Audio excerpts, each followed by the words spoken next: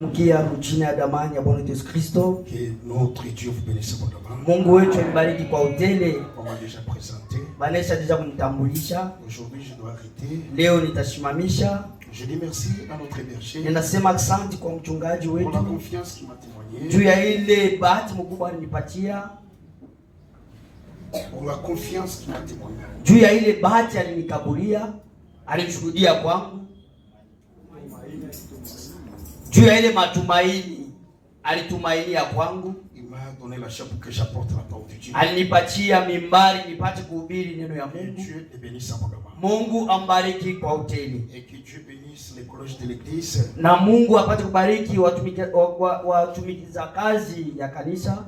Pour ma confiance. Juu ya ile matumaini. Que Dieu bénisse chacun de nous. Mungu abariki kila mmoja wetu. Pour la présence à l'écoute de la parole de Dieu. Juu ya uwepo kwa kusikia neno ya Mungu. Que Dieu bénisse chaque sœur. Mungu abariki kila dada. Pour la nourriture. Juu ya chakula. Pour les unités. Juu ya maunité. Que Dieu bénisse abondamment. Mungu embariki kwa utele. Mais c'est quoi? Mais ni nini? Pourquoi vous n'acceptez pas? Juu ya nini muitike ile mabaraka? Il y a quelque chose qui ne va pas en vous. Kuna kitu kinyakiendeke ndani yenu. Quand on vous bénit, wakati bananibariki, quand quelqu'un est reconnaissant, wakati mtu ana mashukurani, il faut accepter. Mais inabidi kuitika.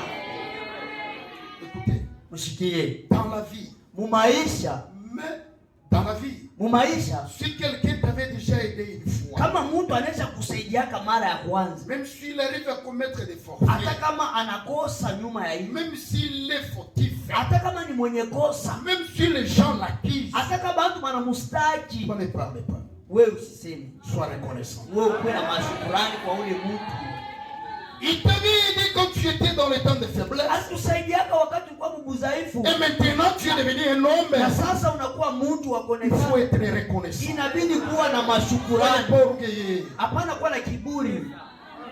Ça arrive des fois dans la vie. Binafikaka zaidi mu maisha. Tu étais dans les faiblesses. Ulikuwa mudhaifu fulani. Quelqu'un t'a aidé. Mtu fulani anakusaidia. Même s'il arrive à déborder. Hata kama anafika anapitisha kipimo. Toi ferme la bouche. Wewe funga yako kinwa.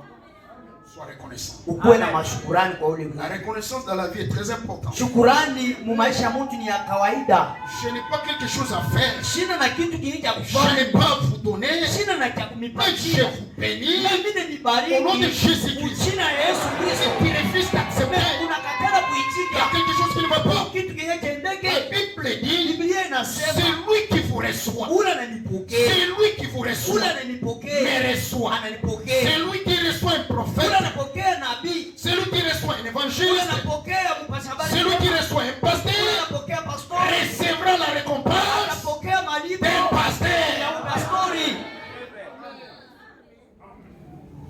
Arrêtons cette habitude-là. Tuache ile zoezi. On vous bénit, acceptez. Bananibariki muitike. Vous voulez que je vous maudisse? Unapenda ni milahani? Je ne peux pas faire ça. Mimi siwezi C'est kuifanya. contraire à la parole. Binapinganisha neno. Sans plus tarder. Bila kuponda muda. Aujourd'hui, je dois être rapide. Leo nitakuwa kwa uharaka kabisa. Je vous demande d'être attentif. Mimi niomba mpate kuwa na usikilivu Prenez mwema. vos Bibles, Chukueni mabiblia prenez yenu, vos papiers, chukueni makaratasi prenez yenu, vos stylos. chukueni na masikilo yenu, mabiki yenu. Sans plus tarder, je vous invite à lever. Bila kuponda muda, namialika kusimama. Avant de lire, je vais prier. Kabla ya kusoma, ninaomba. Seigneur, Dieu est notre Père. Bwana Mungu na Baba yetu, C'est toi le véritable Dieu. niwe Mungu wa kweli, C'est toi le véritable Sauveur. niwe ndio mkombozi wa kweli, C'est toi notre niwe consolateur. ndio mfariji wetu. Que tous les démons Mapepo mchafu yote s'abaissent devant toi. Mungu na inama mbele yako, Amen. iname mbele yako. Que l'incrédulité Kutokuamini s'abaisse devant toi.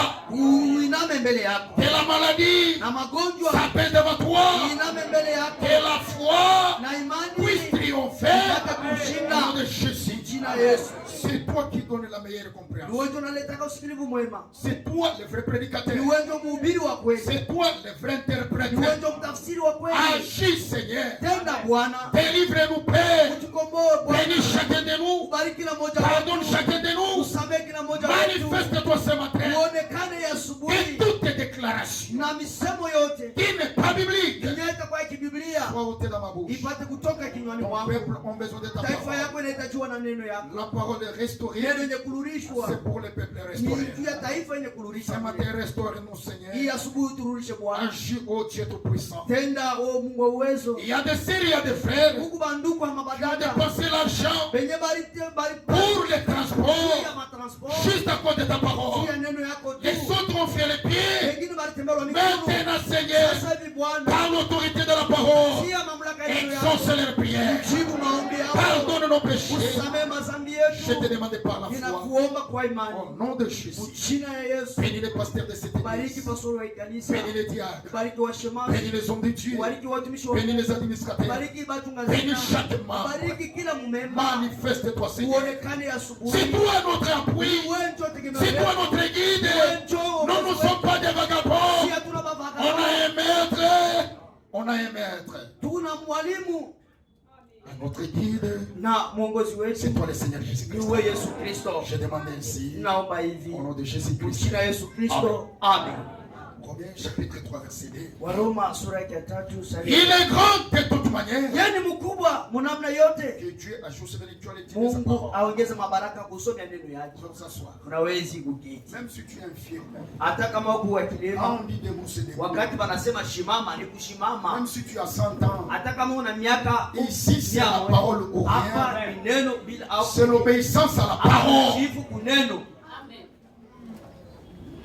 Il est grand de toute manière. Yeye ni mkubwa mnamna yote. Et tout d'abord, Na kwanza mbele à ce que les oracles de Dieu kuina naangalia mamiujiza ya Mungu leur ont été confiés. iliwapewa kwanza. Et quoi si quelques-uns n'ont pas cru, Na sasa vile wamoja kuamini, leur incrédulité kutokuamini a kwa raté la fidélité de Dieu. unaweza kusimamisha uaminifu wa Mungu Loin de là. bali na ile. Alléluia. Amen. Mon incrédulité, Kutokuamini mon kwa incrédulité kutokuamini ne kwa peut pas arrêter Dieu. hakuwezi kumshimamisha Mungu. L'opposition du diable Kupiganisha kwa ne shetani peut pas arrêter Dieu. hakuwezi kumshimamisha Mungu. Notre Dieu Mungu wetu est grand de toute manière. mkubwa kwa namna yote. Nous prêchons. Shitu kuna ubiri. L'incrédulité n'arrête pas Dieu. Kutokuamini akushimamishe uaminifu wa Mungu. Akumshimamishe Mungu. L'incrédulité Kutokuamini n'arrête pas Dieu. akushimamishake Mungu. Ça arrive des fois. Kunafika mara nyingine unasema Moi je vais arrêter. nitashimama. À ce qui concerne la parole. Kuile naangalia neno ya Je vais Mungu. abandonner le tabernacle. Mitaacha ile tabernacle. C'est mieux d'abandonner le tabernacle. Iko mzuri kuacha ile Mais tabernacle. n'abandonne pas la parole. Mais ushate neno ya Mungu. Si tu abandonnes la parole, Kama unaacha neno ya Mungu, tu n'as rien perdu. Mungu asipoteze C'est kitu. toi qui vas Wewe perdre. ndio utapoteza. Tu vas te perdre. Unajipoteza. Reste dans la parole. Kia ndani ya Peu neno. n'importe là où elle est pas. Vizuri kupanda na kushuka. Toi, reste dans la Wewe parole. kia ndani ya neno. Notre Dieu, Mungu wetu il est le secours ni msaada. qui ne manque jamais. Yeye akuelewaka. L'éternel, Wa milele il est le secours ni msaada. qui ne manque jamais. Yeye hayakosewa Dans les temps de détresse. wakati ya mateso. C'est la vérité. Ni kweli. La Bible dit, Biblia inasema les malais, atteignent souvent les justes. siku naenda kubamba mpaka benye haki. Mais l'éternel Na wa milele l'en délivre Yesu toujours. nawakomboa pale. Toi qui es dans la parole, Mwenye kwenda na neno sois délivré au kukombolewa. nom de Jésus. Jina la Yesu Kristo. Maole. Les malais atteignent souvent les Siku justes. nashika mpaka benye haki. Même si je n'ai pas l'argent, Hata kama sina na même pesa. si je suis malade, Hata kama ni ce n'est mgonjwa. pas parce que j'ai péché. Haiko sababu nilitenda C'est la dhambi. souveraineté de Dieu. Ni ukubwa wa Mungu. Mais je sais une chose, Mimi najua kusema ce qui est très important, kile kilugu cha mafaa. les malais Ole atteignent souvent les justes. inashika kama benye Mais haki. l'éternel Lakini wa milele l'en délivre Yesu toujours. nawakomboa. Ce matin, l'éternel, le Dieu de cette église, Mungu wa hii est kanisa. parmi nous. Eka kati yetu. Que nous soyons délivrés au Kukombolewa. nom de Jésus. Jina la Yesu Kristo. L'incrédulité, Kutokuamini. arrête les incrédules. Iko nasimamisha kwa kutokuamini. L'incrédulité, Kutokuamini. n'arrête pas Dieu. Hakusimamishake Mungu. L'incrédulité, Kutokuamini. n'arrête pas la foi. Hakusimamishake imani. Celui qui a la foi, Kule kuna imani. il peut arrêter la mort. Hawezi kusimamisha lufu. Nous sommes connectés, je vois. Pale mimi naona tunakuwa pamoja sasa. Je vois même les hommes de Dieu. Mimi naona hata watumishi wa Mungu Amen. wanasema amina.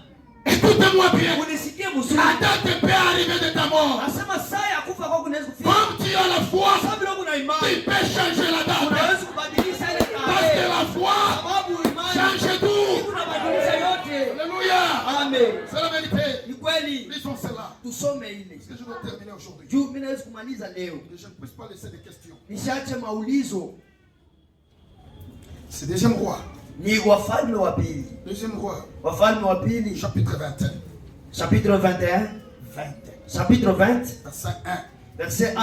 À ce temps-là, Ile wakati Eliezer, Ezekias fut malade à la mort. akagonjwa karibu kufa. À ce temps-là, Ile wakati Ézéchias fut malade à la mort. Ezekia akagonjwa kuvutia kufa. Et le prophète Isaïe, Na nabii Isaya fils d'Amon, mwana wa Amo fait auprès de lui akakuja mbele yake et lui dit, akamwonea, ainsi parle l'Éternel, hivi wa milele anasema, laisse tes ordres dans ta maison. weka usawa munyumba yako, Tu vas mourir, utakufa tu ne vivras pas. hautaishi. Ainsi parle l'Éternel. Hivi wa milele anasema, Personne hakuna ne mtu peut pas changer. ataweza kubadilisha. Ainsi dit l'Éternel. Hivi wa milele Mungu anasema, L'incrédulité ne peut pas changer. Ainsi dit l'Éternel. Mungu anasema, Mais la foi lakini imani peut changer. Ainsi dit Hivi l'Éternel. wa milele anasema. C'est difficile à comprendre. Iku ya nguvu kuisikia, C'est la vérité. mais ni ukweli. Ézéchias, Ezekia il a accepté. aliitika. Ça, c'est ainsi dit le Seigneur. Hivi Bwana Mais anasema, il tourna son visage akageuza uso wake contre le mur. kujibumbashi, Faisant cette prière. akaanza kuomba hivi. Écoutez. Ushikie. Ézéchias se tourna son visage Ezekia akaanguka kifudifudi contre le mur. Il kujibumbashi, fit cette prière à akaanza l'Éternel. kuomba hivi kwa Ô milele. Éternel, Oh wa milele, souviens-toi kumbuka que j'ai marché ya kama nilitembea mbele ya uso wako avec fidélité, na uaminifu intégrité du na cœur. unyofu wa moyo. Maintenant, Sasa je vais mourir. natafuta Et kufa, je te demande, change le programme. badilisha Change-toi ainsi, dit le Seigneur. Sasa hivi ulisema Esaïe, Isaya il était sorti. akatoka L'Éternel lui dit, kwa milele, akamwambia Esaïe, Isaya, rentre là où tu viens. kulia kule Va unatoka. dire à Ézéchias, Wewe je rajoute 15 ans. unamwongeza Alléluia. La foi change même la mort. badilisha lufu. Esaïe, Isaya il a prophétisé. akatabiri Ainsi dit le Seigneur. hivi, Bwana Tu anasema vas mourir. utakufa. Ézéchias, Ezekia il n'a pas nié. asikubishe, Il a accepté. anaitika, Mais il a fait une prière. lakini akaomba Et tu as exaucé sa na prière. Mungu alijibu maombi yake. Pourquoi? Juu ya nini? Parce qu'en lui, Sababu ndani il yake avait la foi. alikuwa na imani. Même toi ce matin, Hata wewe ya si tu as la foi, una imani, tu peux arrêter la maladie. kusimamisha Si ugonjwa. tu as la foi, tu peux arrêter l'incrédulité. Si tu as la foi, Una imani, tout est possible. yote inawezekana. Tout est possible. À celui qui croit, Una naamini, tu as la foi. una imani, Tu as la foi. una imani, Tout est possible à toi. yote inawezekana. Tout est possible à toi. Au nom de Jésus. Jina la Yesu. Ah ouais. Ni kweli. Amen. Qu'est-ce que le péché? Zambi ni nini? Le péché, c'est l'incrédulité. Zambi ni kutokuamini. On avait lu ça le mercredi. Tulisoma ile mkastaki. Je n'ai pas le temps de revenir sur ça. Sina na muda ya kurudia juu ya Je suis ile. en train de défiler. Niko na kimbiza wakati. Et maintenant, Na sasa quelle est l'origine de l'incrédulité? sasa shina ya kutokuamini ni nini? L'incrédulité a commencé dans les jardins d'Éden. Kutokuamini kulianzia mu Gena, mu jardin d'Eden. A commencé dans les jardins d'Éden. Kulianzia mule mu jardin d'Eden, mu shamba la bustani. Quand Ève Wakati Eva est allée se promener, Eva alikuwa anazunguruka, elle s'est croisée avec le diable. anaenda kukutana na shetani. Ève a répété ce que l'Éternel avait dit. Alisemulula mukile wa milele anasemaka, Et le diable na shetani n'avait pas nié cela. asikubibisha. Il a juste ajouté. Yeye aliongeza tu, Il a créé les doutes. anaweka shaka ndani ya C'est là que l'incrédulité avait commencé. so kule kutokuamini kulianzia. C'est ça l'origine de l'incrédulité. So shina ya C'est kutokuamini, ça le début de l'incrédulité. so mwanzo ya C'est kutokuamini dans les jardins d'Éden. ni mule mushamba la Vous Edeni. voulez trouver cela? Kama unapenda C'est kuikuta dans l'incrédulité, n'arrête pas Dieu. ni mwile brochure l'incrédulité n'arrête pas Dieu. Paragraphe 26. Paragraphe 26. L'incrédulité, c'est quoi? Kutokuamini basi ni nini? L'incrédulité, Kutokuamini c'est le doute à la parole. ni kushakia kuneno. Lorsque Dieu dit, Wakati Mungu toi anasema tu doutes. wewe unashakia. Non, Hapana, ne doutez pas. usishakie. Moi seulement, Amini tu. Dieu l'a dit. Mungu alisema. Je crois. Mimi naamini. Si Dieu te dit, Kama Mungu anakuonyesha demain en 9h, kesho muneve entre dans l'église.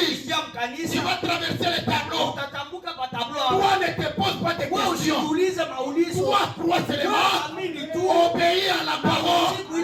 C'est lui qui t'a appelé. C'est lui qui te recommande. Il est fidèle. C'est celui qui le fera. Toi, viens seulement.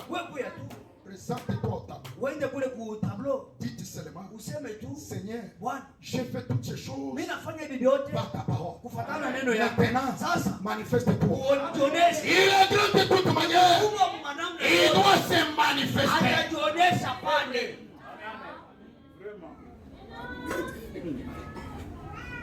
Qui est incrédule? Ni nani kutokuamini? Kutokuamini ni nani? Kutokuamini ni nani? Qui est incrédule? Kutokuamini ni nani? Beaucoup de gens peuvent dire, watu wengi wanaweza kusema ces dénominations sont des incrédules. Wale ba madhehebu ndio ba kutokuamini. C'est faux. Ni ya bongo. Un incrédule, c'est celui qui écoute la parole et il refuse de croire la parole. À ce moment-là, il est incrédule. Ne regardez pas dehors, regardez ici.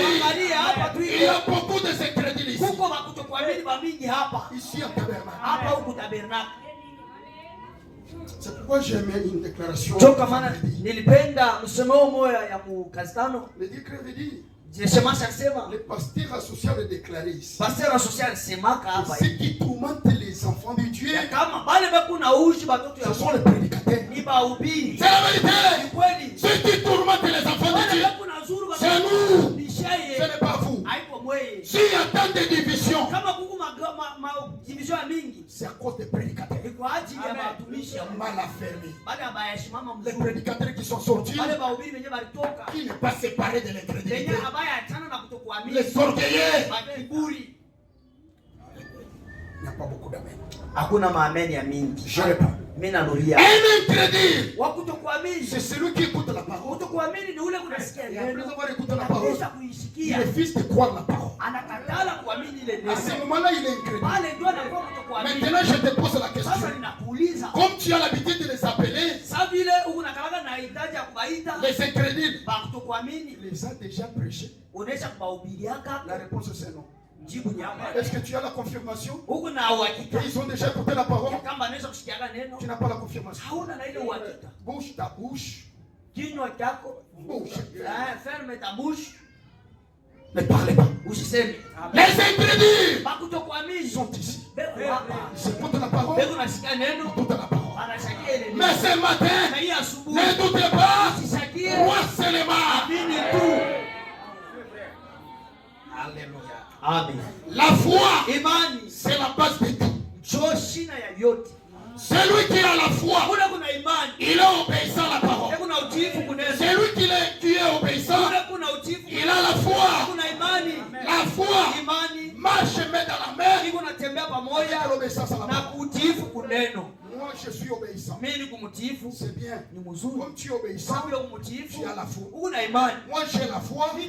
C'est tout à fait normal. Comme tu as la foi, tu es obéissant.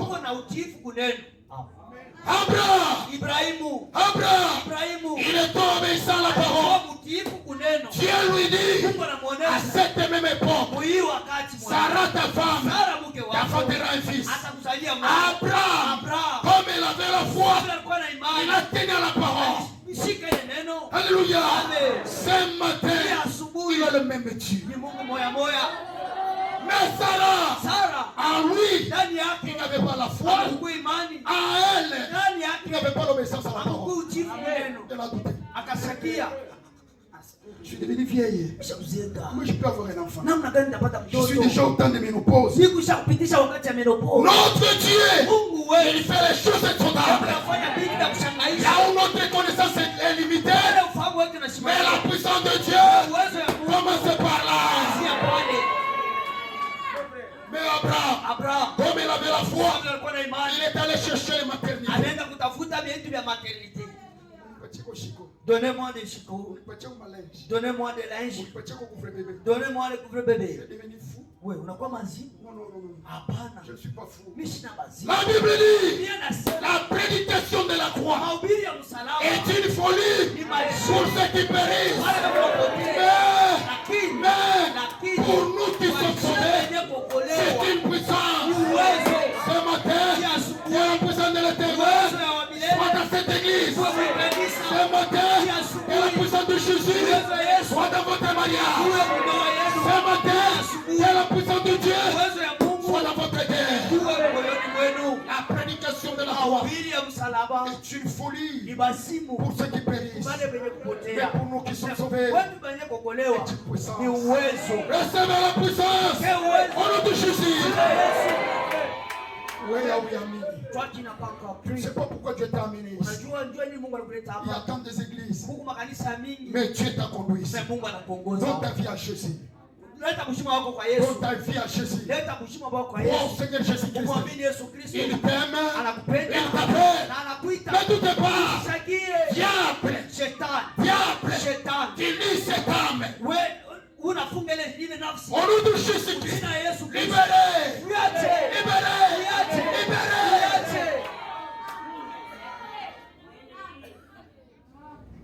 Sarah, Il a regardé. anajiangalia. Il a commencé à gémir. Anaanza kukiana.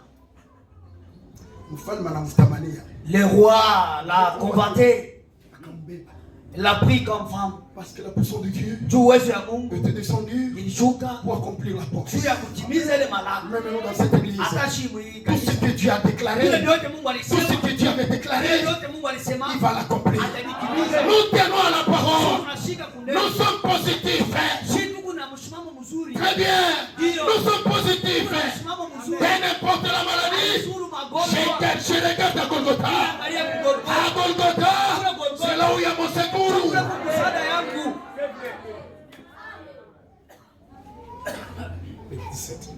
Luc 17. Commençons verset 32. Tunaanzia verset 32. Luc 17 32. Souvenez-vous de la femme de Lot. Kumbukeni kuhusu mwanamke bibi yake Loti.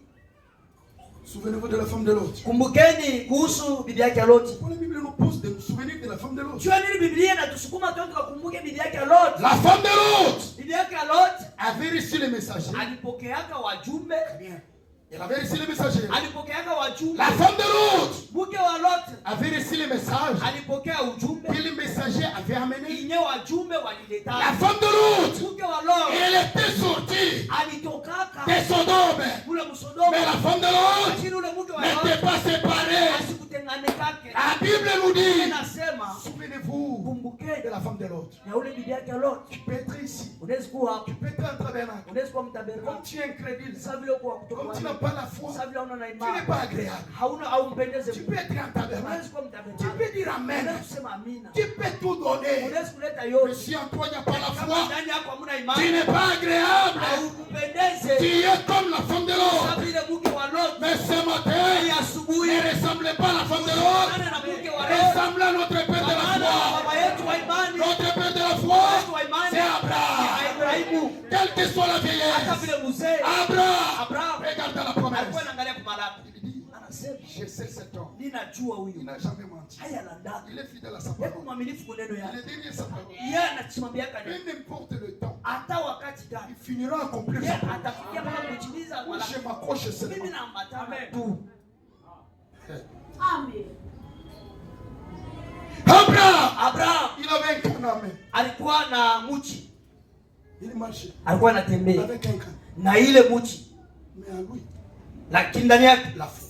ndugu imani. Mon frère, Ndugu yangu, ma soeur, dada il yangu, faut faire très attention. inabidi kukeba angu Pour combattre quelqu'un qui a Dieu, juu ya kumkombanisha ule mtu pour na combattre quelqu'un qui a la foi, juu ya kukombanisha ule mtu kuna imani. tu ne t'attaques pas à l'homme, Wewe uende kukombanisha ule mtu, tu t'attaques à Dieu. unakombanisha ndio Mungu. L'homme qui a la foi, Ule mtu kuna il imani. est terrible. Hebu wakushaisha. Il est terrible. Kwa hatari. L'homme qui a la foi, Mtu mwenye kuwa na il imani. est comme fou devant le monde. Hebu sabio wa mazimu. Il croit sans raisonner. Hebu naamini bila La kufikiria. foi Imani. ne vient pas de ce qu'on lit. Haiku yake mubile tunasoma. La foi ne vient pas de ce qu'on touche. Haiku yake mubile tunabamba. La foi ne vient pas de ce qu'on voit. Mubile tunaona. La foi ne vient pas de ce qu'on a. Mubile tunavyo. Mais la foi Lakini imani vient de ce qu'on attend. hiyo inakuwa mubile tunasikia. Un prédicateur, Ndio kwa maana mhubiri après avoir prêché, kisha kuhubiri lui aussi, yeye na il yeye doit rester là anapaswa kuikana pour pale écouter la parole. juu ya kushikia La foi neno. ne vient pas de ce qu'on prêche. Imani kwa mubile tunahubiri. La foi vient de ce qu'on entend. Imani inakuwa vile tunashikia. Notre Dieu Mungu wetu a son plan. Kuna mapla yake. Notre Dieu Mungu wetu a son programme. kuna mapla yake. Notre Dieu Mungu wetu a son horloge. kuna saa yake. Si le temps de Dieu arrive, Kama wakati ya Mungu unafika, peu importe l'obstacle, haizuru vizuizo, peu importe l'opposition, haizuru kupinganisha, wa l'Éternel milele finira accomplir sa parole. atafikia kwa kutimiza neno yake. C'est la vérité. Ni ukweli. C'est très important. Ni ya kawaida sana. Pourquoi l'histoire ne balote pas? Kwa maana mshaanza kupempa pempa. Vous voyez frère? Unaona ndugu? Je ne parle mariage. Mimi sina na On ndoa. m'a dit j'ai des masques. Bali niambia kusema nuna mask. Même si tu me prophétises Hata kama que unanitabiri j'ai des masques, ya kama nuna moi mask, je vais seulement accepter. mimi nitachika tu. Oui, j'ai des masques. Oui, ndio nuna mask. J'ai la marque de Christ. Niko na picha ya Kristo. Je ne suis pas n'importe qui. Sina mtu yeyote. Non! Hapana. Attends le temps de Dieu. Mtume wakati Ne soyez pas pressés. Lulume. N'allez pas féticher. Restez dans la parole. Notre Dieu, il est grand de toute manière. Il n'y a pas la maladie éternelle. Il n'y a pas la souffrance éternelle. Il n'y a pas le feu éternel. Ce qui a un commencement a une fin. Ce qui est éternel, c'est la parole de Dieu.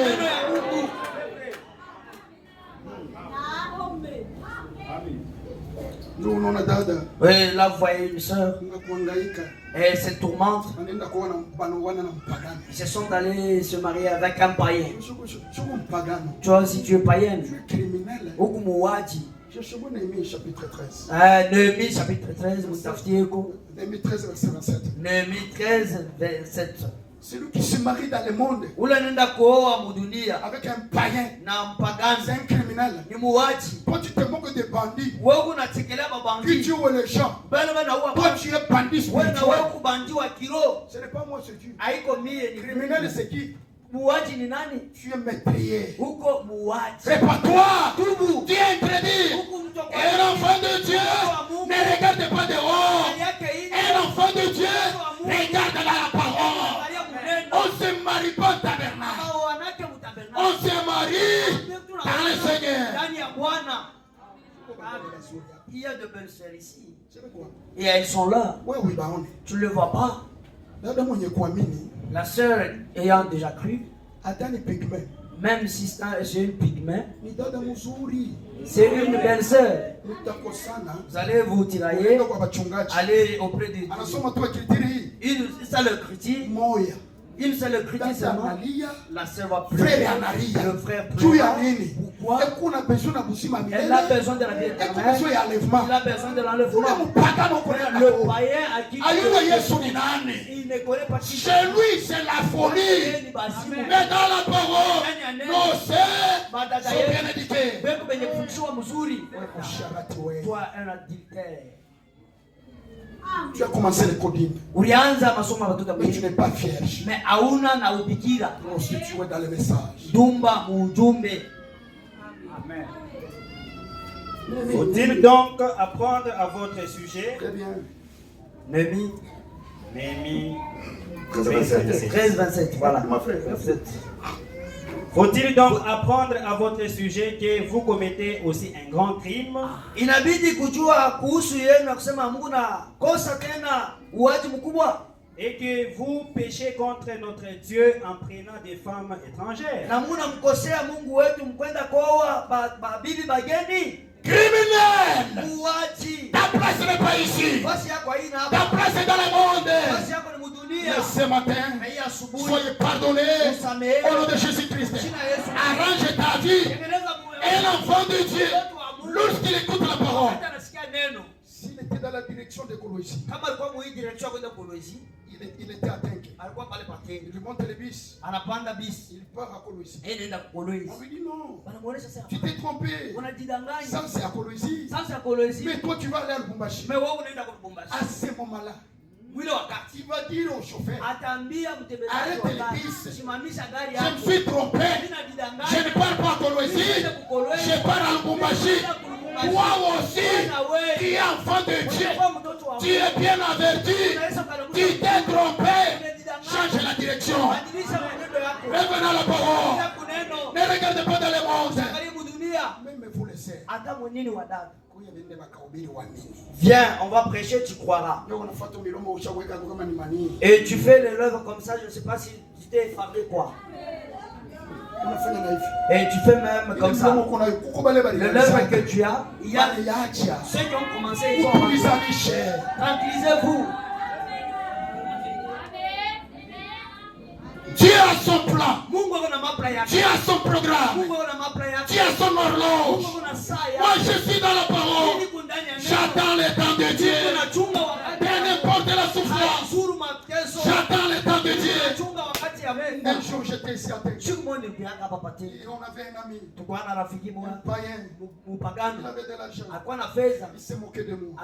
J'étais comme ça. Comme un Kagame. Ça vile Kagame. Je ne respecte cet homme. Mais je garde toujours la parole. Ici à Texas, il y avait une païenne. Elle m'a appelé. Toi tu n'es pas là. Tu n'as pas la puissance. Donc tu es quelqu'un qui n'a pas la force. Très bien. Je marche les mots. Je t'ai dit tu ne vas pas me payer. Je vais payer l'hôtel. Je vais tout faire. Toi tu t'occupes seulement de moi. J'ai dit, moi je regarde à celui qui m'a appelé. Je respecte la parole. Je cherchais même un 100 francs. Ici, mes frères, par la grâce de Dieu, quand il a vu ma photo, il m'a dit frère, tu as grossi. Toujours l'argent de la prédication. Je dis oui. Père mon nom. La Bible dit l'honneur est pour vous qui croyez. Si tu as la foi, si tu crois la parole, l'honneur est pour toi. Même toi ce matin, l'honneur est pour toi. Recevez l'honneur au nom de Jésus. Aujourd'hui, je ne suis pas n'importe qui. Je marche avec le Père, le parent. C'est mon parent. Si tu le trouves en train de marcher, mon âge, tu as peur de me dire bonjour. Parce que l'Éternel est avec moi. Je respecte la parole. Et la Bible dit l'Éternel, il honore celui qui l'honore. Honorons l'Éternel et nous serons honorés. Alléluia. Dieu a son plan. Dieu a son programme. Dieu a son horloge. Mais pour que les plans de Dieu soient accomplis, Dieu travaille avec les hommes. Il y a les plans de Dieu. Il y a le programme de Dieu. Il y a le dessein de Dieu. Mais pour que les plans de Dieu soient accomplis, Dieu utilise les hommes. Dieu il travaille avec les hommes. C'est Jésus-Christ qui devrait vous prêcher ce matin. Mais comme il est au ciel, ils m'ont mandaté, ils m'ont envoyé pour te prêcher la parole. Dieu utilise les hommes. Pour que tu sois guéri, pour que tu sois béni, pour que tu sois sauvé, Dieu utilise les hommes. Même celui qui est à côté de toi, Dieu peut l'utiliser.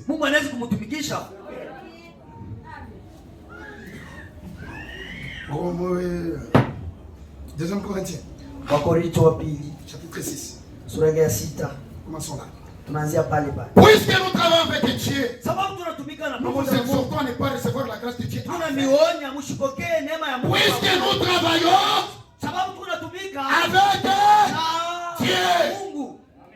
Les hommes de Dieu qui sont là travaillent avec Dieu. Les diacres de cette église, les diacres travaille avec Dieu. Les choristes que vous voyez travaillent avec Dieu. Cette église, nous travaillons avec Dieu. Si tu viens dans cette église, comme nous travaillons avec Dieu, ne nous scandalisez pas. Ne créez pas de pierres d'achoppement. Respectez-nous. Dieu est là. Si tu refuses, s'occupera de toi. S'occupera de toi. Ataishana na wewe. s'occupera de toi. Oui, tu as raison puisque je suis pressé. Dans le temps de l'autre, dans le temps de Noé, il fallait que Noé soit là pour que les 8 personnes soient sauvées. Sans Noé, les 8 personnes et les animaux ne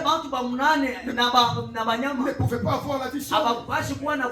Il fallait que Noé soit là pour que les 8 personnes aient la vie sauve. Au temps de l'autre, il fallait que l'autre soit envoyé pour que les 3 personnes soient sauvées. Au temps de l'autre, c'était 4 personnes qui étaient sorties, mais 3 ont la vie sauve. Pourquoi? Parce que l'autre était là.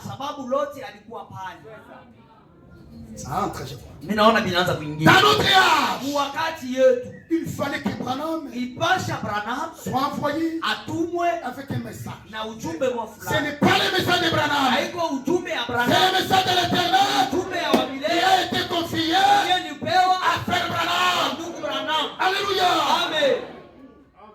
Amen. Vraiment. Pour la distribution de la nourriture, il fallait que Walt soit envoyé. Pour la distribution de la nourriture. Dieu travaille avec les hommes. Chaque chose à sa place. Et vous allez lire ça. Je suis un vrai témoin. Page 10. Franck dit ceci. J'attendais le temps de Dieu. Vous les hommes de Dieu, ne soyez pas désorgueillés. Surtout nous les jeunes qui commencent aujourd'hui, qui est orgueilleux. Vous ne pas aller loin. Tu ne peux pas aller loin. Toi tu prêches les autres à être humble, mais toi orgueilleux. Je ne suis pas un politicien. Tu sais pourquoi Moïse il n'était pas devenu un président? L'orgueil à Joseph. Il était devenu orgueilleux devant Joseph. Youssouf a dit, tenez-le. Il a fui. Qui c'est qu'il dit? Comme étant un insensé, voilà. Signons des accords. Il n'y a pas de problème. Il n'y a pas de problème. Il est devenu président. Président. Tout le monde a peur de lui. Toi aussi. Humilie-toi. Josué, pour remplacer Moïse, il travaille avec Moïse. Moïse avait les erreurs. La Bible dit que tout le monde soit complémentaire. En notre terme, avec des faiblesses. Les pasteurs que vous voyez là, il a des faiblesses. Ce sont des hommes. Ce ne sont pas des anges. Mais comme nous sommes sauvés, nous regardons les dons qui ont taillé. On ne regarde pas leurs faiblesses. On ne regarde pas leurs erreurs. Je suis arrivé à un point culminant. Un point culminant. Je dois aller doucement. Vous allez m'excuser. Mais on a ma cause. Ils ont des erreurs. Il faut les respecter. Mais la Bible est Moïse, avec Josué. Moïse est déclassé. Moïse anatoka. L'Éternel vient. Il dit Josué, prenez courage. Amen. C'est toi qui vas faire entrer ces peuples. Si vous ne le respectez pas, si vous ne le respectez pas, vous n'irez pas quelque part. Vous n'irez pas loin. Ce que je vous dis, c'est la vérité. La Bible dit, l'orgueil précède la gloire.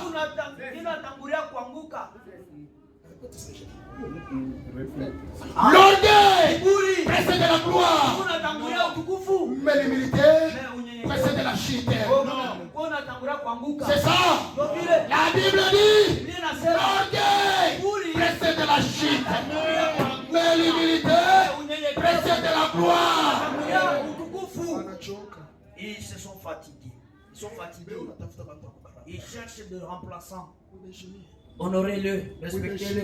Respectez. Ce n'est pas les appuyants dans le mauvais, dans les faux. Non. Non, il commet des erreurs. Je ne peux pas parler ça devant tout le monde. C'est dans les bureaux. Je lui dis, mon pasteur, ce que tu nous as enseigné, ce que tu nous présentais avant, vérifiez. Cet homme à la possession. Restons dans la parole. Ne soyez pas désorgueillés. Même vous là, respectez même les diacres. Il t'a dit de se mettre ici. Le diacre te dit, mets-toi ici. Tu refuses. Parce que tu es prédicateur. Ou à Kiburi. Amen. Quand le diacre parle, je dois respecter. Le diacre ne peut pas parler sans que le pasteur soit au courant. Ça dit, c'est le pasteur qui lui a dit. Je dois respecter le diacre. Administrateur. Je dois l'honorer, le respecter. Si je vais aller très loin, Kama napenda niende mbali, je dois être humble. mimi napashe kujishusha. Laissez-moi de parler d'abord, amen. Dites amen à cela. Dis ce monsieur. Pour la sainte doctrine ici au Katanga, juu ya mafundisho ya msingi huku Katanga, il fallait que Mwamba soit envoyé. Inabidi ke ndugu Mwamba atumwe. Il fallait que Kazadi wa Kalenga soit envoyé. Inabidi ke frère Kalenga wa Kazadi wa Kalenga soit envoyé. Il faut que Bayouwa. Oui. Sont ceux qui nous ont précédés dans la foi. Nous leur donnons du respect. Il fallait que Kazadi wa Kalenga inabidi Kazadi wa Kalenga soit envoyé. Il fallait que Mwamba soit envoyé. Nubika Pemba soit envoyé. Quand l'église de Mampala wakati kanisa était encore au Kabulo Roger, ilikuwa kule Kabulo Roger. Toi tu avais quel âge? Wewe uko na wakati na miaka ngapi? Tu avais quel âge? Uko na miaka ngapi? Peut-être à Moutou. Peut-être dans le vent. Peut-être pas encore dans le frère Kazadi a toujours dit. Le Mampala que vous voyez, c'est l'œuvre de 40 ans. Moi je n'ai pas 40 ans. Mimi sina 40 ans. Le Mampala 40 ans. Il a crié avant 40 ans. Il a servi l'Éternel avant 40 ans. Mais toi qui commences aujourd'hui, nous sommes à Ligue. Tu penses que tu as lu Ligue? Tu deviens orgueilleux. Tu dis on a quoi à Kiburi? Tu n'iras pas loin. Notre problème, ce n'est pas Katanga. Notre problème, c'est ici à Tenke. Amen. Notre problème, ce n'est pas Katanga. Notre problème, c'est ici à Tenke. Il fallait que Kalenga soit envoyé pour la stabilité de l'église de Dieu.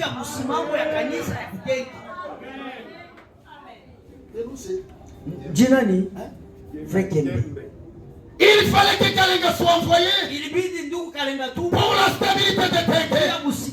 Il y avait les secousses. Il y avait les secousses. Mais quand Kalenga est venu, tout est stable. Ce n'est pas Kalenga, c'est Dieu à Kalenga.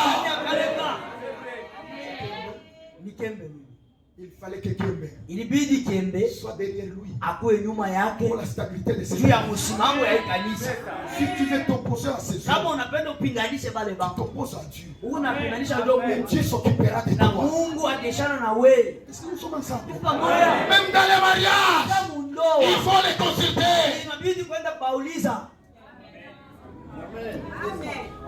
Et fâché, À cet endroit, c'est tellement succulent. Puisque je nous, étant jeunes prédicateurs, l'orgueil a beaucoup. suis prédicateur. Écoutez, Tout ce que je prêche, ce ce n'est pas du nouveau. Ça a été déjà prêché. Je suis en train d'ajouter. Amen.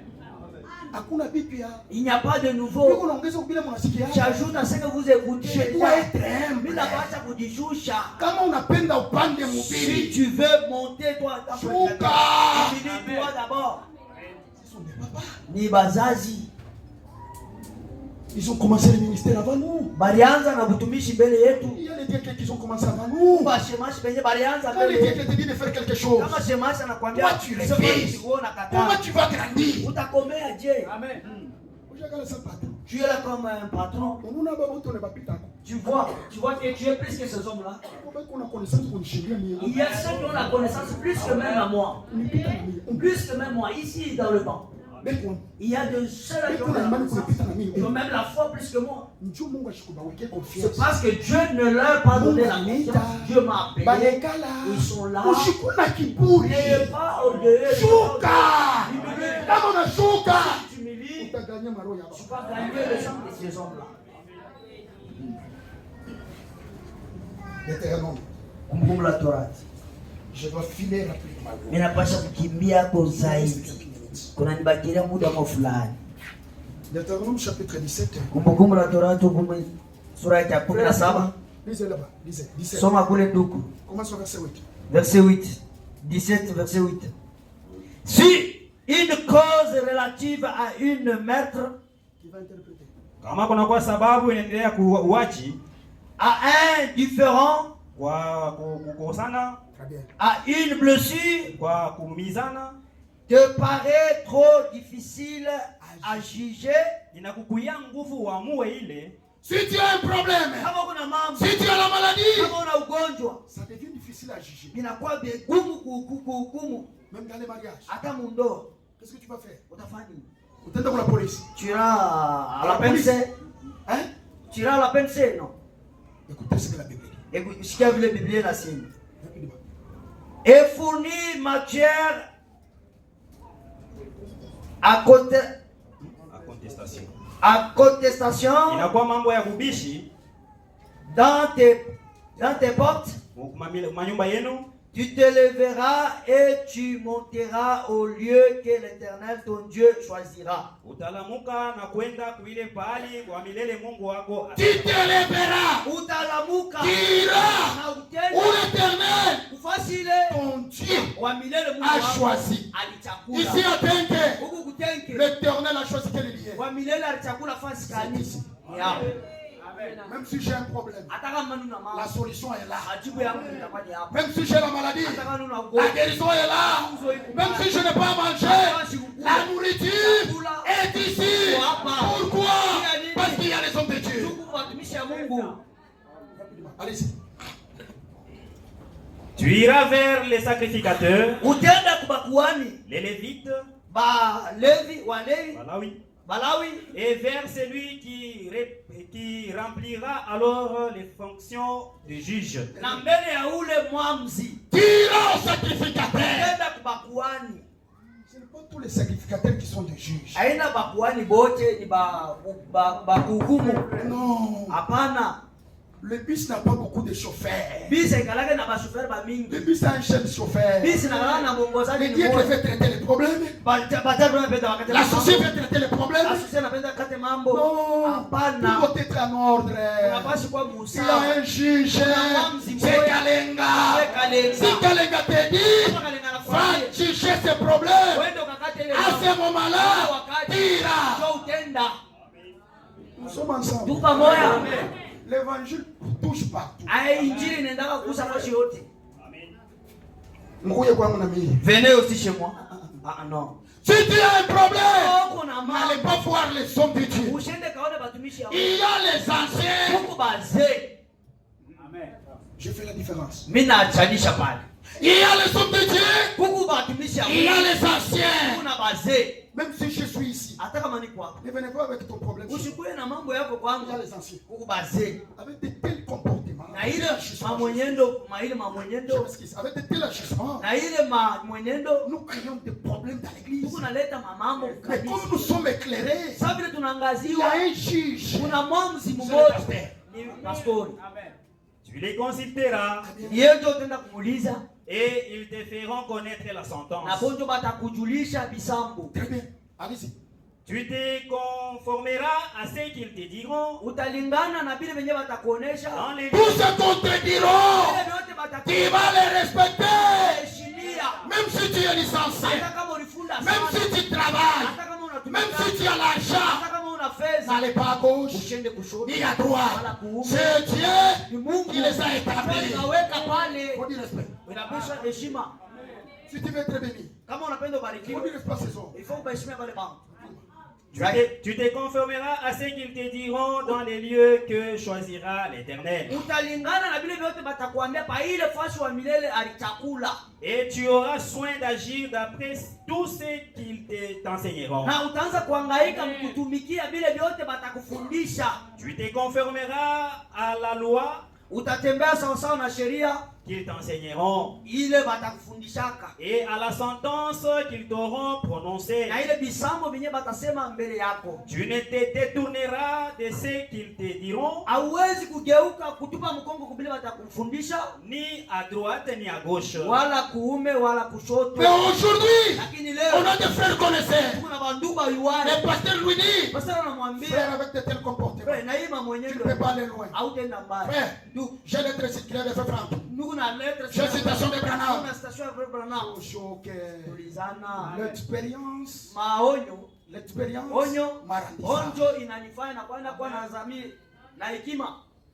L'expérience m'a rendu sage. Quand tu as des citations, tu n'as pas l'expérience. Les dieux te disent, faisons ceci. Tu n'écoutes pas. Parce que tu as commencé à prêcher aujourd'hui.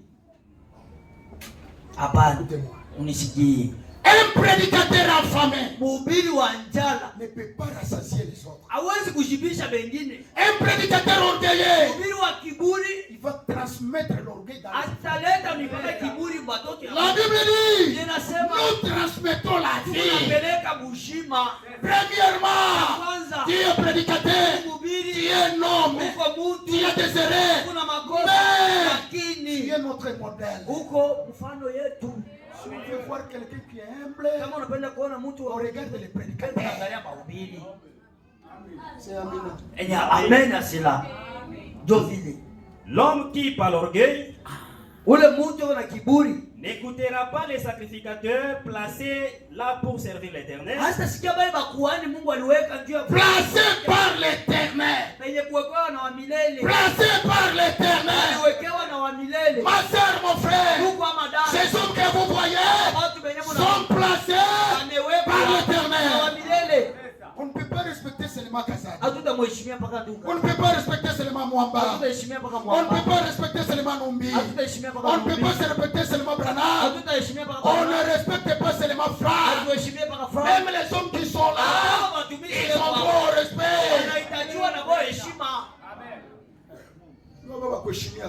C'est à eux de donner beaucoup de respect. En leur respectant, il y a un secret. Ou qui n'écoutera pas le juge,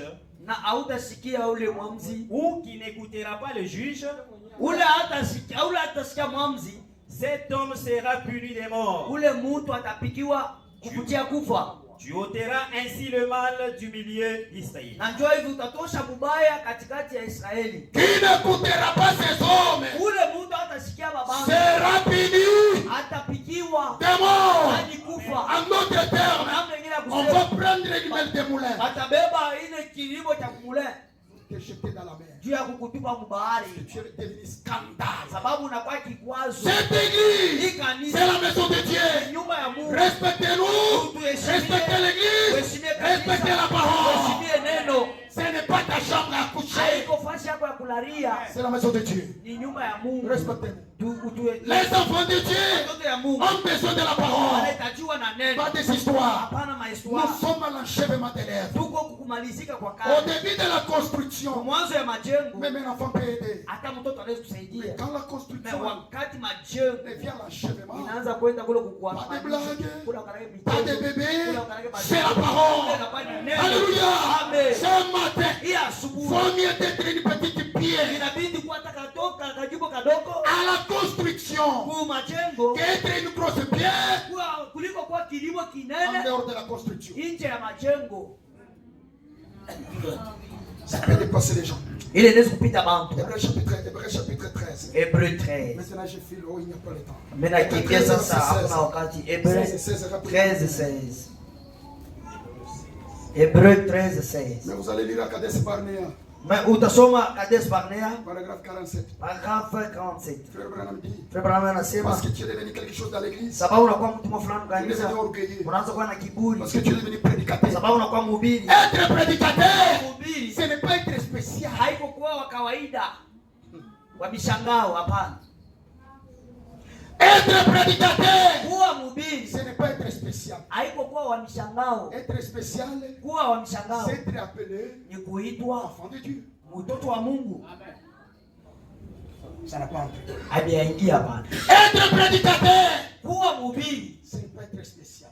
Au ya kuwa wa mishangao. Qui est esclave, Huko mtumwa qui est tu. un prédicateur inutile. Huko mhubiri wa shiku na mama. Ce qui est très important dans la parole, Kwa muneno. c'est être appelé Kuitwa enfant de Dieu. mtoto wa Mungu. Alléluia. Je vous prêche en tant qu'enfant de Dieu. Moi-même, je dois respecter la parole. Peu n'importe le problème, je dois respecter la parole de Dieu. Parce que je suis enfant de Dieu. Je ne serai pas sauvé parce que je suis prédicateur. Je serai sauvé parce que je suis enfant de Dieu. Et n'oubliez pas la bienséance et la libéralité. Musisaulike kutenda mema, Car c'est à cette La bienséance et la libéralité. Kuachilia kupana. la bienséance et la liberté. Kupana. Kukabula, donner. Mon frère, Duku, fanya vizuri. fais le bien, Ubakamulie. donnez-le. Na makuta. Même de l'argent. Haina paka heshima. Ce n'est pas seulement l'honneur, Makuta. et même votre argent, Bape. donnez-le. Bakule. Il mange cela.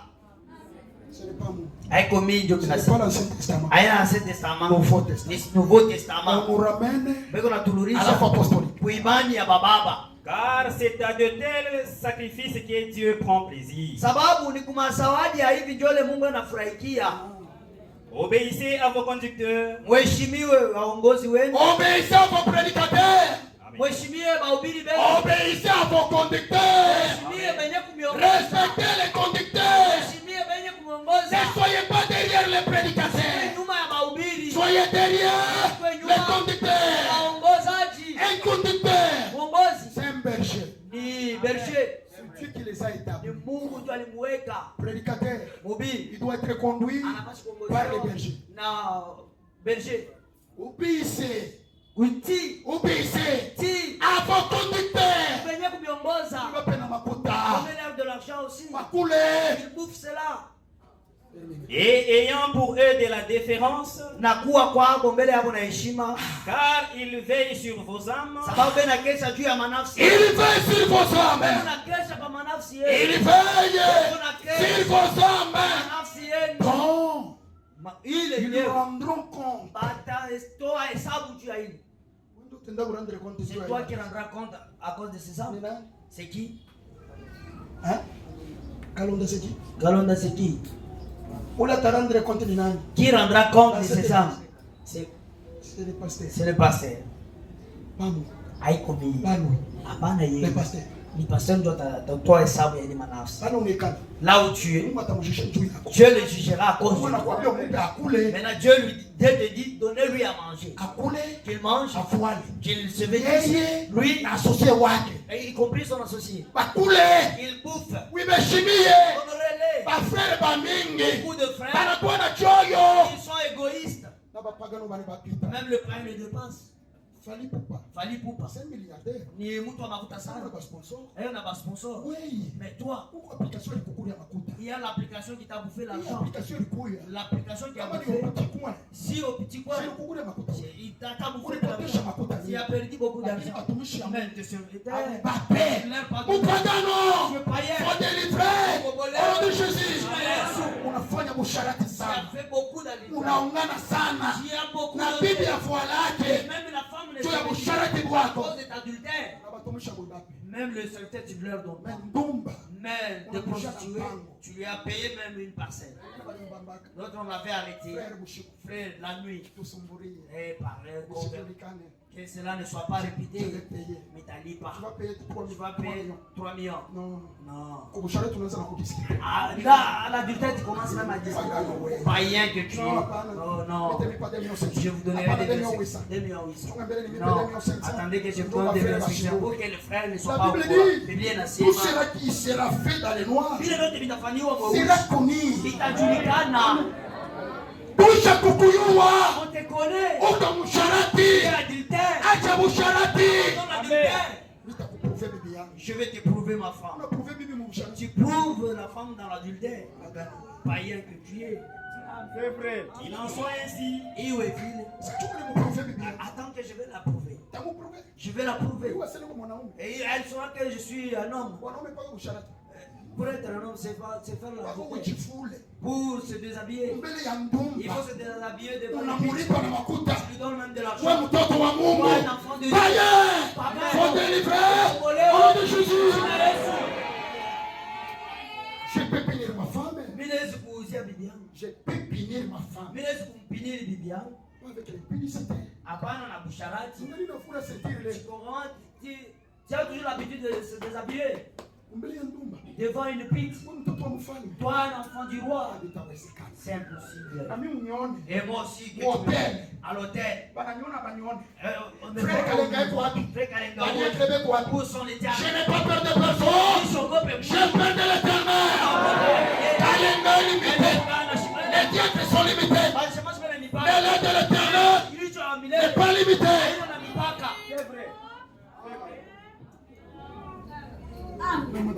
Et vous le savez, l'orgueil, vous poussez vos maris à aller faire la guerre. L'orgueil, et que tu es belle, tu n'es pas belle, c'est la grâce. Vous nous tourmentez beaucoup. Mettez-moi en jupe. Bibanda Mujipe. Mettez-moi en jupe. Bibanda Mujipe. Quand on annonce la cantine, quand on chante, c'est elle la première à danser. Alléluia. Alléluia. Mais dans la maison, tu me tourmentes. Démon. Démon. Faut délivrer au nom de Jésus. Quand je chante, quand je parle là, même ma vie témoigne. C'est quelle vie ça? Vous nous tourmentez. Si tu es fatigué, va-t'en chez vous. Si tu ne veux pas le mariage, laissez-moi tranquille. Je veux me marier encore. Et les enfants qui sont grandis aujourd'hui, de belles filles. Je vais prendre encore une autre. Tu peux aller. Ils vont me donner de la loi. Partez seulement. Amen. Pourquoi me tourmenter? Pourquoi me tourmenter? Si tu veux pas être, si tu veux pas m'honorer, prends tes bagages. Vas-y chez vous. Mes frères diront, comme il est parti, voyez maintenant, je ne prendrai pas des âgés. Je vais prendre le jeune. Je regarde doucement là. Je vais vérifier doucement. C'est vrai. Vous tourmentez même le serviteur de Dieu. On ne s'amuse pas, c'est la vérité. Il y a des sœurs sont des démons. La maison, c'est une démon. L'État me file. Dieu manifesta ses dons. Mungu akaonyesha hii mazawadi. Paragraphe 27. Dieu manifesta ses dons. Rapidement. Brochure, paragraphe 27. Dieu manifesta ses dons. Mungu akaonyesha mazawadi yake. Je parle. Si Dieu est Dieu, kama Mungu ni Mungu, il mérite tout ce que vous êtes. Anastahili kile umbo yako yote. Si la religion chrétienne est juste, kama la religion chrétienne est juste, kama dini ya Kikristo iko ya watu, elle mérite tout ce que vous pouvez faire pour elle. Inastahili yote ile unapaswa kufanya juu ya ile dini. Soutenez votre église.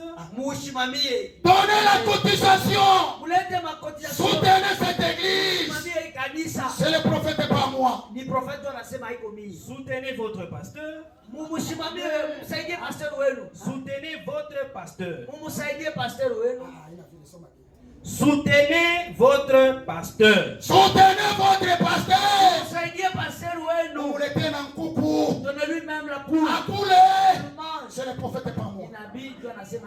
Soutenez l'église. Soutenez votre pasteur. Veuillez le soutenir. Même les hommes de Dieu. Même les diacres. Même l'enfant de Dieu qui est à côté de toi. Soutenez vos missionnaires.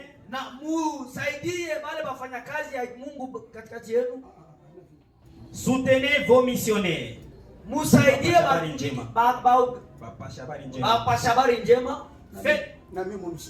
Et moi aussi, vous devez me soutenir.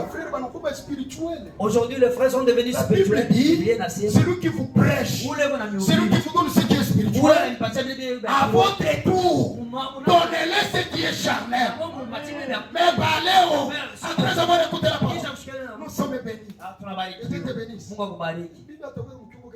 Il va mettre que Dieu te bénisse. La femme préparera.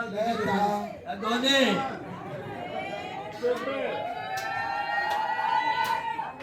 Faites tout ce qui est en votre pouvoir et donnez à Dieu les meilleurs que vous avez.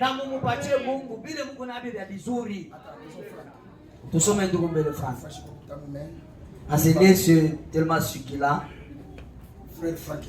Frère Franck anasema hivi. Le respect et l'ordre au ministère établi dans l'église locale. Heshima na le respect, heshima et l'ordre na usawa dans le ministère que Dieu a établi dans l'église locale. Mwile huduma Mungu aliweka pakanisa ya pahali. Paragraphe page 13. Page 13. Je vais lire moi-même. Nitasoma mimi mwenyewe.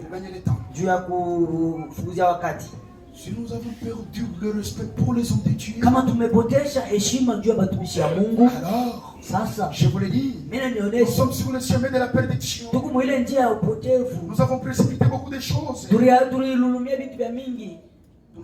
Tunatangulia vitu vya mingi. Dans la perdition. Mule mkupotea. Et beaucoup d'autres dans la perdition. Na bengine mule mkupotea. Parce que nous n'avons pas respecté l'ordre divin. Sababu hatukuheshimia ile usawa ya kimungu. Je saute. Mina Luka. Si la confiance. Kama matumaini. Si la confiance. Kama matumaini. Dans l'homme que Dieu utilise dans l'église locale. Ndani ya mtu yule Mungu anatumikisha pa kanisa ya pahali. Dieu utilise l'homme dans l'église locale. Mungu anatumikisha mtu mu kanisa ya pahali. C'est Kalenga ici.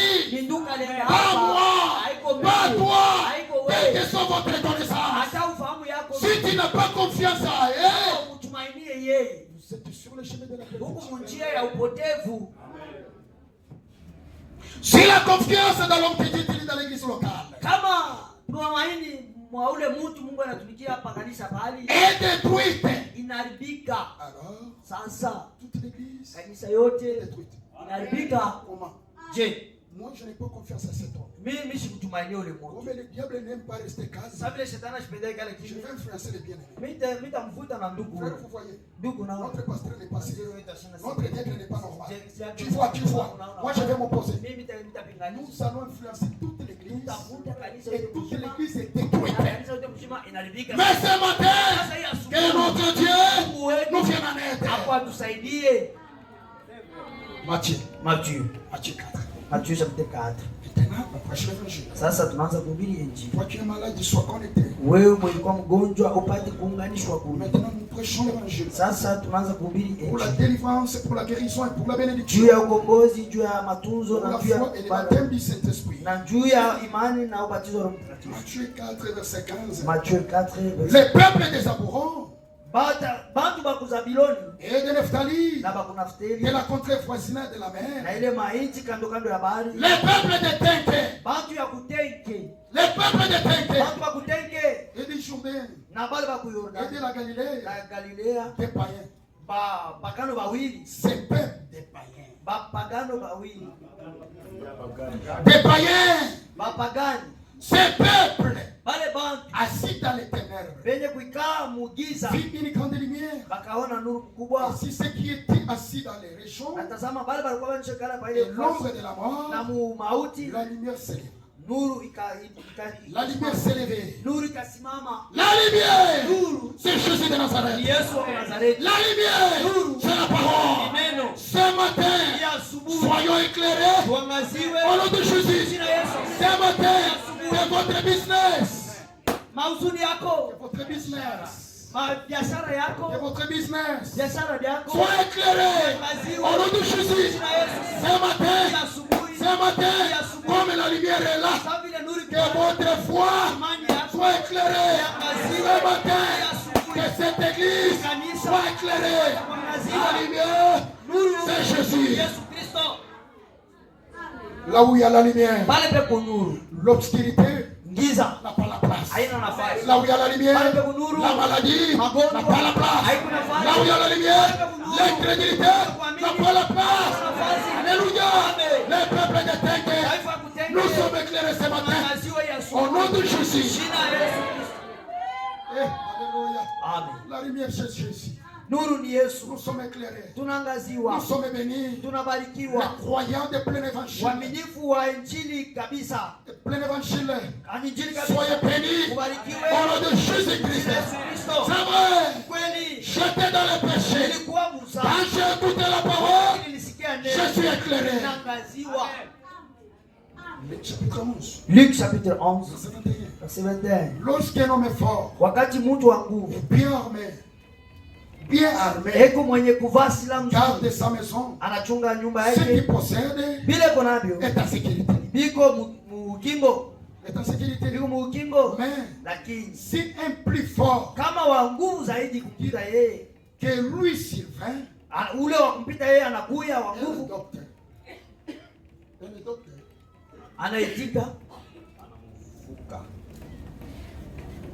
j'avais un frère géant. J'ai fait. Géant, pas jambazi munene mrefu. Jambazi, à la fin. Kumwisho. Mtu mrefu munene. Toi tu n'es pas géant. Wewe una géant. Toi viens. Hata wewe kuya. C'est la parole. Ni neno. Vous allez comprendre. Mtaelewa.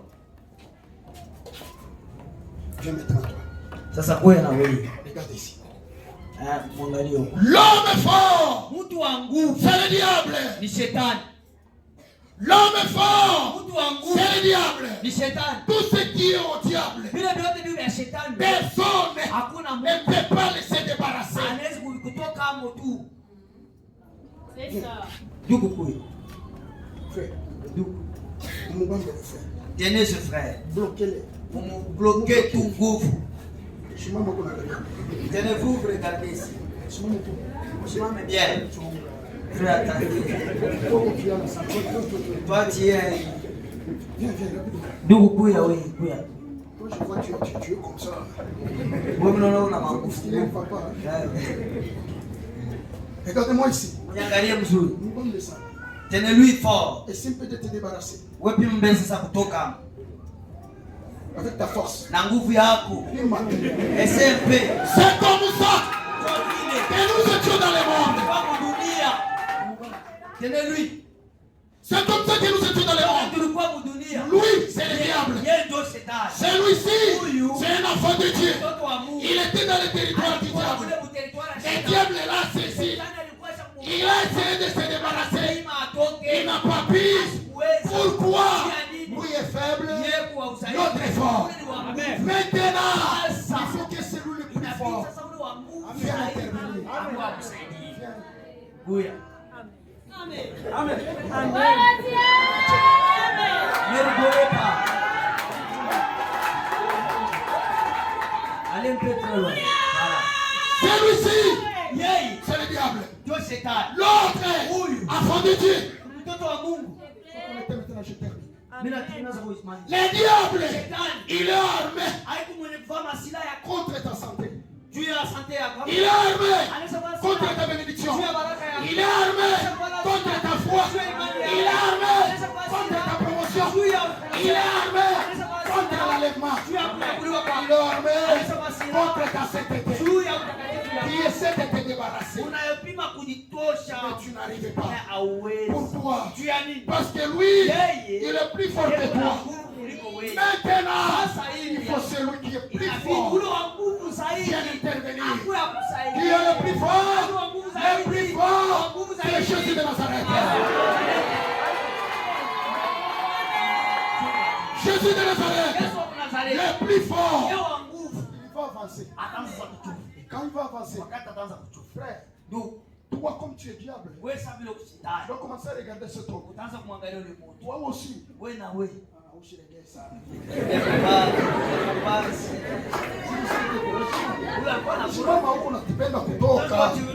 Voulant sortir, viens seulement toi. tu te débarrasses pour sortir.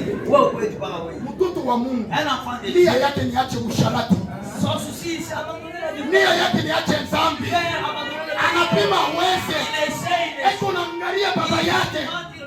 Toi tu vas regarder ton père, tu vas regarder ton rédacteur. Le diable aussi, il commence à regarder celui-là.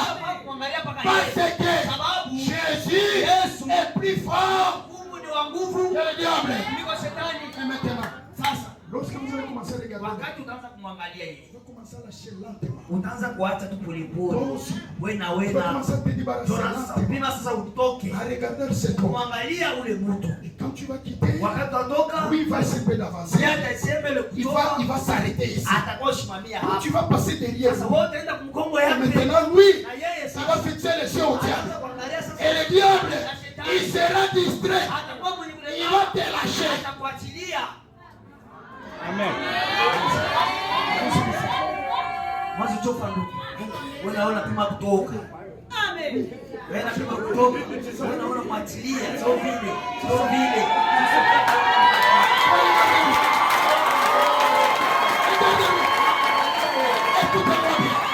Écoutez-moi bien. Lui, il est plus fort que le diable. Tu étais saisi par le diable. Mais Jésus-Christ, il est venu sur la terre.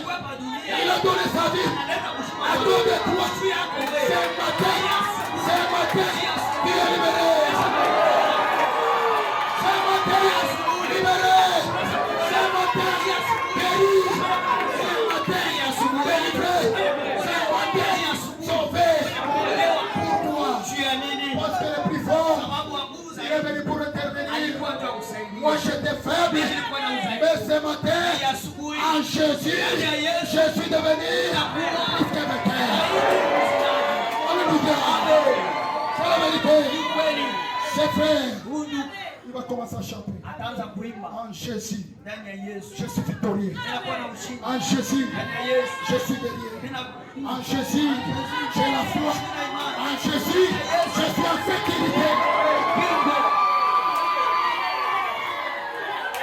Pourquoi il est derrière? Parce que l'Éternel, il a laissé partout. Il te protège partout. Même si tu es derrière lui, il va te protéger.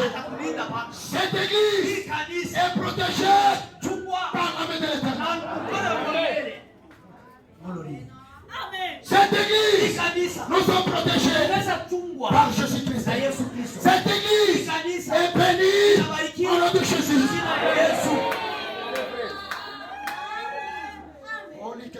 Luc, chapitre 10. Luc 10, verset 18. verset 18. Oh, Luc 10.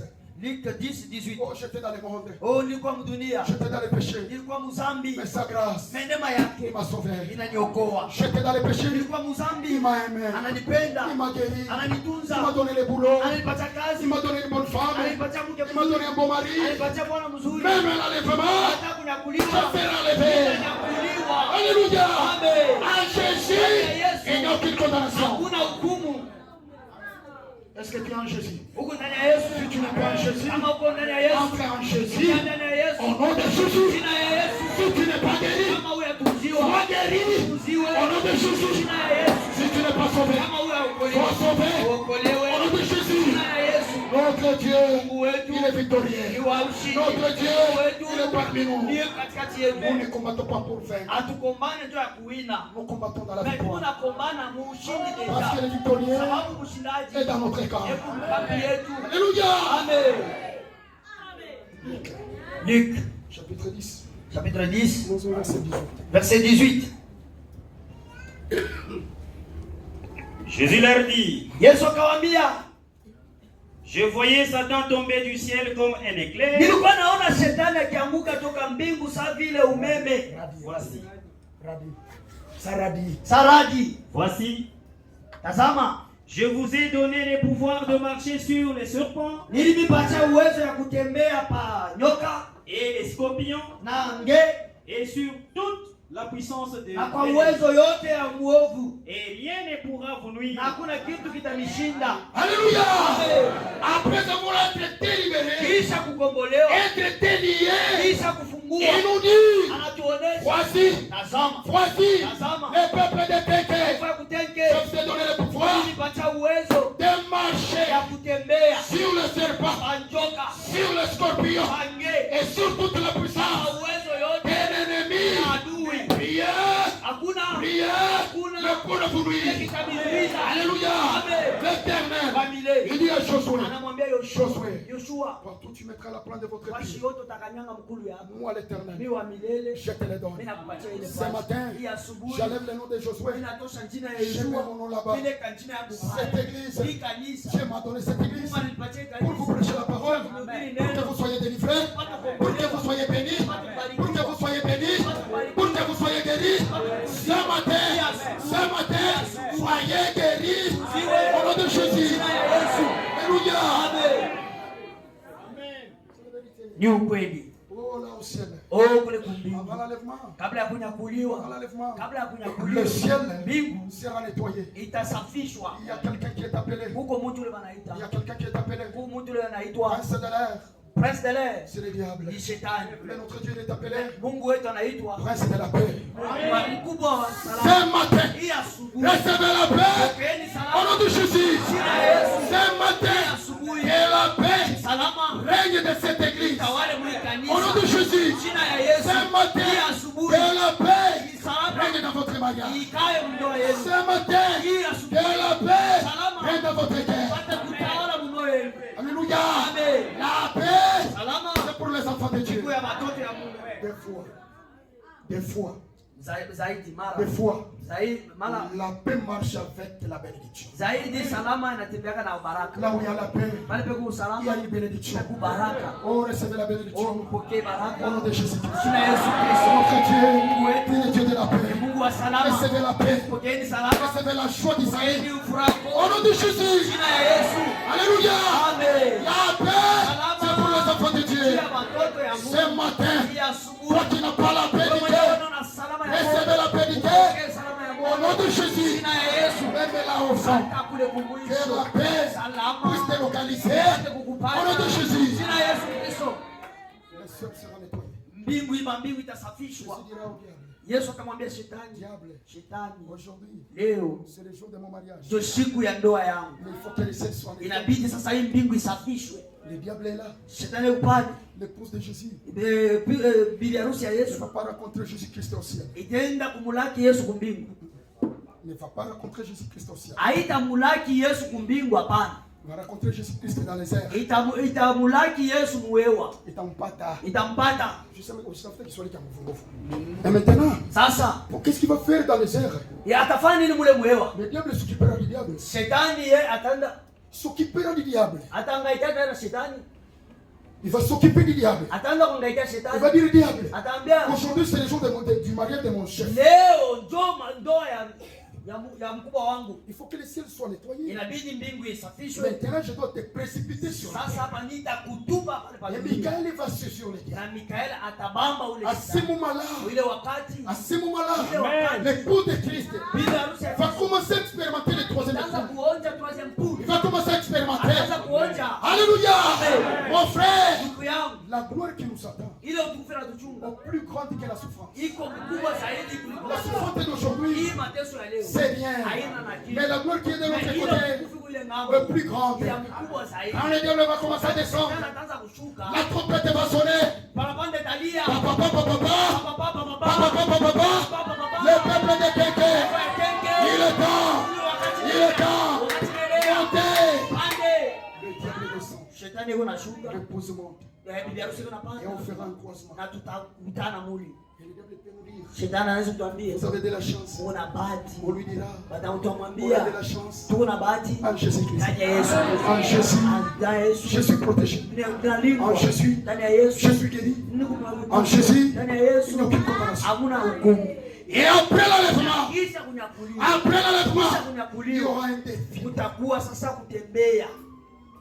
Il y aura un défi. Kutakuwa kutembea. Le premier âge va commencer. Kizazi cha kwanza kitaanza. Qui sera devant? Itakuwa kumbele. C'est l'apôtre Paul. Ni apôtre Paul ndo atakuwa. Paul va marcher. Paul ataanza kutembea. Il va défiler Ataanza kutembea. avec fierté. Na fieri yote. Il va défiler avec fierté. Branham. Branham, il est là, il dit regarde. Il dit, comme toi tu as défilé, moi aussi, je vais défiler. Alléluia. Presque Branham dit, j'ai prêché comme Paul. Si le Paul entre, moi aussi, je vais entrer. Si c'est le Paul entre, les miens aussi vont entrer. Paul, il va défiler. Après avoir défilé, ces deux Pauls vont défiler. Simirte, Théature, et après, Wembe. Wembe Branham. Tu es prédicateur sur la terre. Branham. Lui aussi, Naye il va se tenir debout. atashima. Il va commencer à chanter. Ataanza kuimba.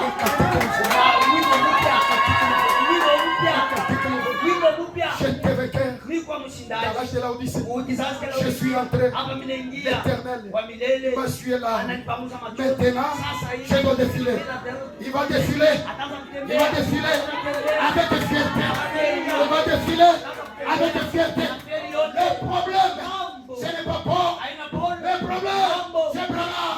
Comme Branham a défilé, nous aussi, nous allons défiler.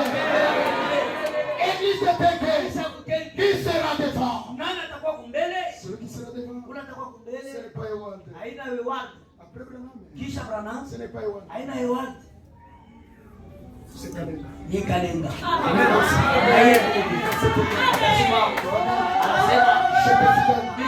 Je n'étais pas incrédule. J'ai vaincu. Branham a défilé. Moi aussi, je vais défiler. Il va défiler. Il va défiler. Alléluia. Les croyants de Téké vont commencer à pousser des cris de joie. Alléluia. Comme Kalenga est entré, comme Kalenga a défilé, Kalenga a défilé. Kembe a défilé. Nous aussi, nous allons défiler. Alléluia. Le peuple de Téké et aussi vont commencer à défiler. Quoi vainqueur? Quoi vainqueur? Restez dans la parole. Il furahi kuapa. Ule takuwa ya macha. Furahi ya banamuke. Hapana kitu. Ule itakuwa ya macha. Furahi ya pombe. Hapana kitu. Ule itakuwa ya macha. Téké, il va défiler. Il va défiler. Il va défiler. Et à la fin de tout, l'Éternel va commencer à nous couronner. Alléluia. Ma frère, mon frère, Jésus-Christ. Jésus-Christ. Il va nous couronner. Atabeba taji. Donne la couronne. Anabeba taji. Anakabura Kalenga. Anabeba taji. Na Kalenga. Il va regarder. Atangalia. Après Téké. Kisha Téké. Voit un jeune homme. Anaona kijana Il avance. anaanza Tu regardes. anaangalia. C'est Nyans. Ni Nyans. Il dit là. Anasema. Toi aussi tu es entré. Wewe unaingia. Moi aussi j'étais fidèle. Mimi na mimi kwa mwamini. J'étais combattant. Toi aussi sois fidèle. Pour entrer là au ciel, il y a une grande joie. Ne soyez pas distraits. Et à la fin de tout, nous allons couronner notre Dieu. Si tu vois Jésus-Christ aujourd'hui, c'est moi qui va le couronner. C'est toi qui vas le couronner. Aujourd'hui, il n'est pas le couronner. Écoutez-moi, ma sœur. Jésus de Nazareth, il marchait avec la croix. Il marchait avec la croix. Il marchait avec la croix. Il marchait. Il est tombé. Il dit, Père, donne-moi la puissance. Parce qu'à Téké, il y a ton peuple. Il était debout. Il a marché. Il est tombé. Il regardait derrière. Il dit aux femmes qui pleuraient, ne pleurez pas pour moi. Pleurez pour vous-même. Il était debout. Il a marché avec la croix. Il a marché avec la croix. Oh, le victorieux, le vainqueur, la croix de mes péchés. La croix de mes péchés. La croix de tes péchés. Jusqu'à Golgotha. Jusqu'à Golgotha. Un monsieur venu. Un monsieur venu. Avec la lance. Il a percé le côté de Jésus. Jésus a crié. Oh! Par mes maîtrises, vous êtes guéris. Ce matin, au nom de Jésus-Christ, oui, toi la maladie qui tourmente le peuple de Dieu, par les maîtrises de Jésus, je te charge. Au nom de Jésus, il a dit, par mes maîtrises, vous êtes guéris. Soyez guéris. Au nom de Jésus. Il était là. L'homme de Galilée. Après avoir vérifié les Écritures, il a crié. Yote imetimizwa. Yote inatimia. Yote inalipiwa. Yote inarudishwa. Imani yako yenye kurudishwa. Baraka yako yenye kurudishwa. Amen. Donnez-nous un cantique. Aujourd'hui, tu es victorieux. Aujourd'hui, tu es victorieux. Il avait tout prié. Crois seulement. Crois. Tout est accompli. Tout est accompli. Tout est accompli. Au nom de Jésus-Christ, le diable qui est vaincu, au nom de Jésus, tout est accompli. Guéri, guéri, au nom de Jésus. Sauvé, au nom de Jésus. Pardonné, au nom de Jésus. Tout est accompli.